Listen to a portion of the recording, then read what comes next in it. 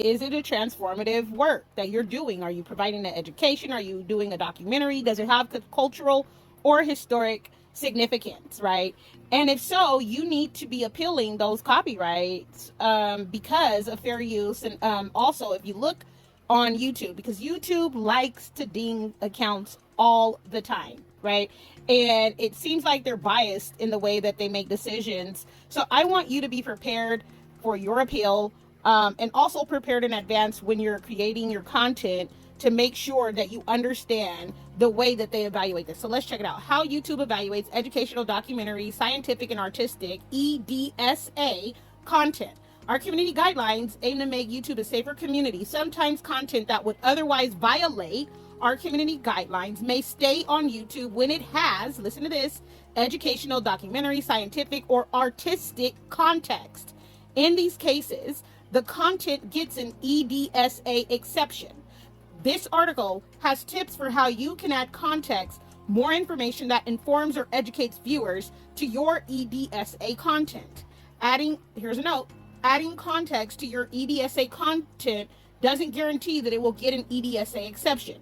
So let's see, how content gets an EDSA exception. Our content reviewers, and see, this is where the bias comes in at, because I don't see the metric for how the reviewers get selected, but let's go on. Our content reviewers assess whether content gets an EDSA exception on a case-by-case basis. First, we check if there's a community guidelines violation in the content. If there's a violation, we review if there's enough context in the content to make an EDSA exception. We review what context is present and where the context is. What context to add to your EDSA content. The type of context you must include to get an EDSA exception depends on what's in the content.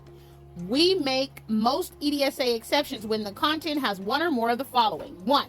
Basic facts about what's happening in the content. Identify who's in the content, describe what the content shows, or when and where it takes place, or explain why certain content is present. So what I usually do is put little notes and questions on, part of my presentation throughout, right? Examples of basic facts. Basic facts are especially helpful when content is violent or graphic or shows nudity or sex. This content may be less harmful to viewers when there's context. Some examples, these examples illustrate content that's more likely and less likely to get an EDSA exception. Okay, so here you have more likely to get an EDSA exception, and you have security footage that show victims of violent robbery getting injured with details in the video. Details may include where and when the crime took place and why the video is posted. Surgery footage that shows open wounds with details in the video. Details may include what type of surgery is taking place and why. Brief nudity that's part of a theatrical performance in which the nudity is shown in the context of a longer storyline. Footage of violence in which people are seen suffering fatal injuries. That includes production credits letting viewers know the violence is part of a dramatic performance. Here are the less likely to get an EDSA exception. Security footage that shows victims of a violent robbery getting injured with an emoji like, you see these emojis, superimposed on the image. Surgery footage that shows open wounds with a little or description that says it will gross out or shock the viewer. Clips of nudity pulled from various documentaries with vulgar text overlaid. Footage of violence in which people are seen suffering fatal injuries where an average viewer wouldn't be able to tell if the violence is real or part of a dramatic performance. This is why I said add little subtitles or notes. You can use different ways to edit your video to add context. Number 2, condemnation, opposing views, or satire. Communicate that your content condemns certain claims, includes opposing points of view, or is satirical. So, you have to be very cautious about how you do this educational, documentary, scientific, and artistic content, EDSA. And I got dinged so many times, I started to appeal to them about the EDSA exceptions and why I wasn't receiving them. And after multiple appeals, and reaching out to their legal department, I think they've kind of backed off of me a little bit because, my content followed along the lines of, likely to get these EDSA exceptions. So don't give up if you're a creator on, appealing when you see these platforms, just constantly giving you copyright hits or different things. And especially if it falls within this category, right? Like, we have the ability to make transformative works and use copyrighted material if it qualifies for fair use. Don't be intimidated. by people that just don't want to allow you to use their material, because if you're creating a documentary, educational film, scientific, cultural, artistic, you should be able to use works for transformative purposes. And if people don't want their work used, they shouldn't put it out there. Okay, so communicate that your content condemns certain claims, includes opposing points of view, or is satirical. Okay, and so examples of condemnation, opposing views, or satire. Here is an emphasis on condemnation, opposing views, or satire is especially helpful when the subject of the content is hate speech or misinformation. Some content can be misleading on its own, but it may be less harmful to viewers when there's context. Context can include criticizing a hateful ideology or discrediting false claims by highlighting views from authoritative sources like health or election authorities, right? These examples illustrate that it's more likely or less likely to get an EDSA exception.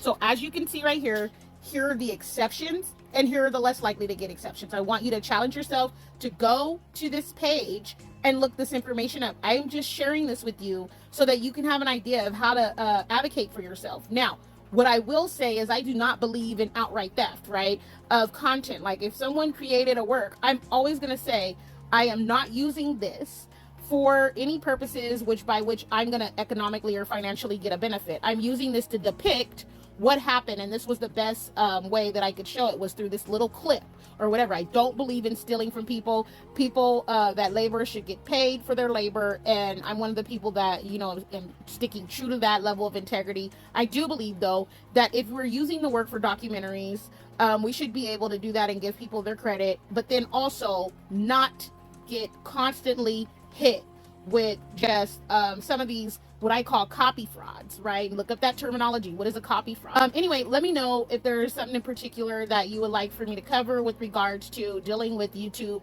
appeals, copyright appeals. I've had to do them on Facebook too, right? And I've won, though, for the most part. The only company that typically does not want to relent, even if it's educational, even if it's, you know, documentary, scientific, artistic, or falls within fair use, is Sony Music. All right, so here I illustrated what you should do as far as some of the exceptions, what doesn't get an exception. Go and look up the rest. As you can see down here, where to add context to your EDSA content, okay? You can add it and it gives you examples: video, audio, video title, video description. I use subtitles and sometimes a little in the corner pictures with a question on them, right? So make sure you check this out and let me know your thoughts in the chat. See you soon. Bye.